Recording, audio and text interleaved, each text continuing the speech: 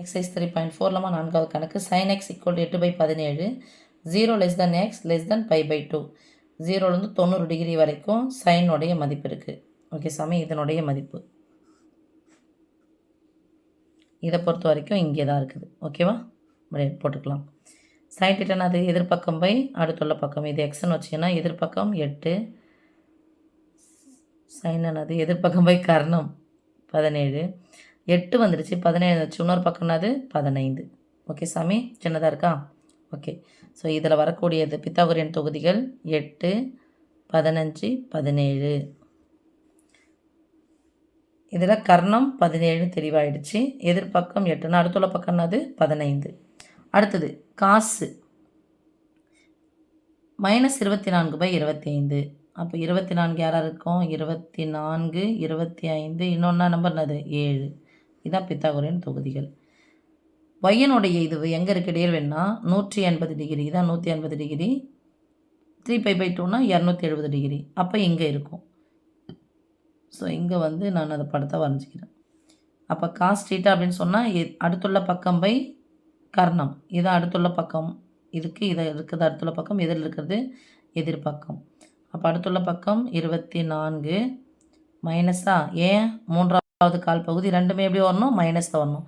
sin θவும் மைனஸில் வரணும், cos θவும் மைனஸில் வரணும். ஓகே சாமி, கிடைமட்டமாக இருக்குது காஸ் θ, செங்குத்தாக இருக்கிறது sin θ. இது கர்ணம் வந்து 25னா எதிர்பக்கம்னாவா இருக்கும் சாமி? 7ஆக இருக்கும். ஓகே, இங்கே போட்டுக்கலாம். sin x = 8/17. This implies cos x = 8 வந்துச்சு, 17 வந்துச்சு. யார் வரல? 15 வரல. அப்போ 15/17. அடுத்தது cos y = -24/25. This implies sin y = மூன்றாம் கால் பகுதின்னு அவங்க சொல்லிட்டாங்க. அப்போ ரெண்டுமே மைனஸில் வரணும். காஸ் θவும் மைனஸ், sin θவும் மைனஸ். 24 வந்துடுச்சு, 25 வச்சு. இன்னொரு உறுப்பு யார்? 7 வரல. ஸோ -7/25. ஓகே சாமி, பித்தாகோரியன் தொகுதிகள் உங்களுக்கு 8வது நான் சொல்லி தந்ததுனால இது அப்படியே போட்டுகிட்டே போகிறேன். ஒரு செங்கோண முக்கோணத்தில் கர்ணத்தின் வர்க்கமானது மற்ற 2 பக்கங்களின் வர்க்கங்களின் கூடுதலுக்கு சமமாக இருக்கும். ஓகே செல்லம், இப்போ ஃபார்முலாவுக்கு போகலாம். sin of x minus y = sin என்ன பண்ணும்? மாறும்.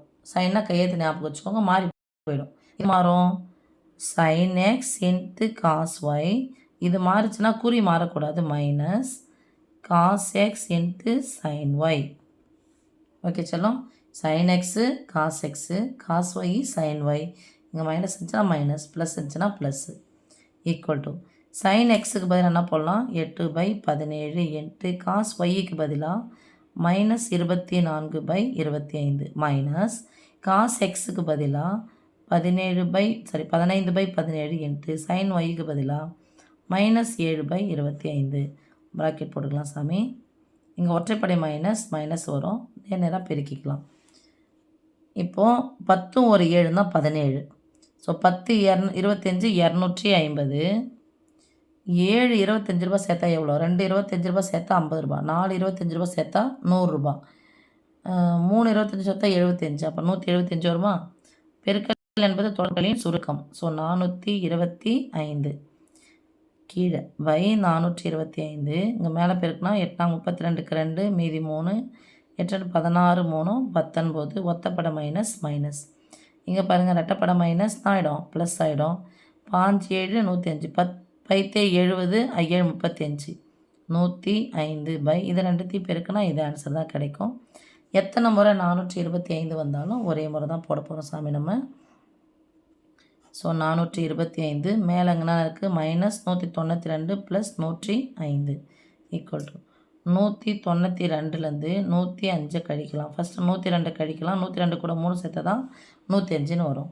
அப்புறமா 3 கழிச்சிக்கலாம். 0 9 பெரியனுடைய குறி மைனஸ் பண்ணணும். 90லேருந்து 3 கழிச்சா 87. அப்போ -87/425. 3ஆம் வாய்ப்பாடில் கேன்சல் பண்ணலாம்னு நினைக்கிறேன் சாமி. இலக்கங்களை கூட்டி பாருங்கள். 8 7 15, 5 3 15, அது மாதிரி வரல. 1 5 கூட்டினா 6 வரும். இலக்கங்களின் கூடுதல் 3 6 9ன்னு வந்துச்சுன்னா அது 3ஆம் வாய்ப்பாடு. 6 2 6, 6 5 11. ஸோ இது வராது, 3ஆம் வாய்ப்பாடு வராது. இதை மேற்கொண்டு சிம்பிளிஃபை பண்ண முடியும் சாமி. -7 87/425 அவ்வளோதான்ப்பா.